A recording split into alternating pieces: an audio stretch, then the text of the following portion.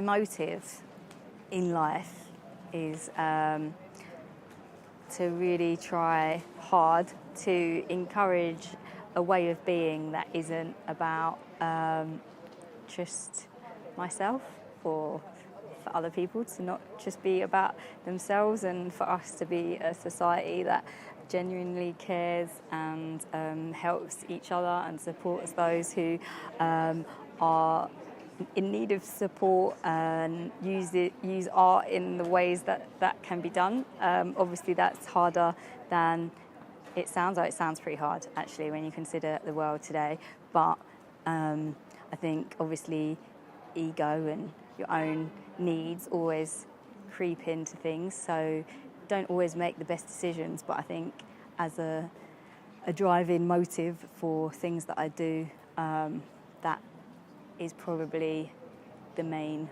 one. Oh, my favourite word, that is such a hard question for somebody who works with words all the time. I just really can't think of one word that is my favourite word.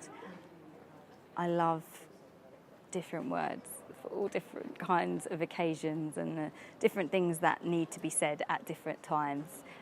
Sometimes I love the word yes, because that's all you want to hear is just yes. And then at other times I love the word no, and I love the fact that you can say no and mean no, and that there's a growing feeling that those no's have to be listened to and respected, and that it is a very important word, though it is very small. But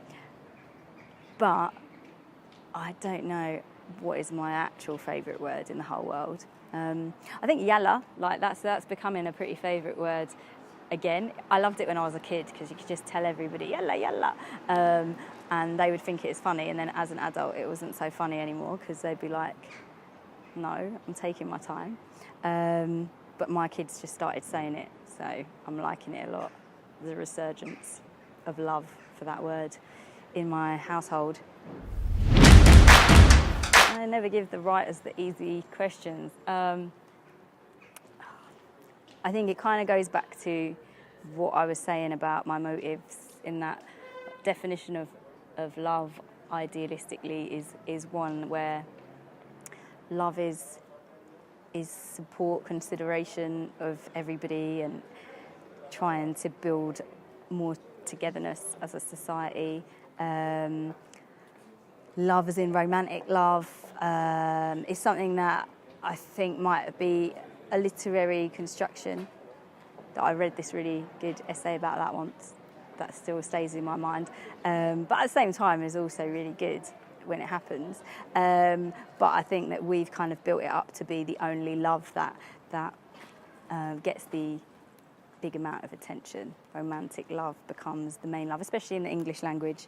Other languages obviously have many words for the word love, and those words denote different types of love, whether that's for family, for friends, for a place. But in English, this one word, love, it sort of has been completely taken over by romantic love, which is a shame, because obviously there are so many other types of love that are just as powerful, if not more so. But people feel like if they don't have this one romantic love, then they failed at life. And I think that that's a sad thing to try to push onto people. My challenges are evidently to keep things succinct and to the point, and also in life to try and figure out exactly what I should be prioritising. Prioritising is such a challenge, and knowing what those things should be is very hard, because it was like pulled in different directions for different reasons, whether personal, professional, political, philosophical. There's just so many angles to cover, that finding the strength to just make the decision and go, right, that's what I'm doing, is a challenge every day. I think I've said enough.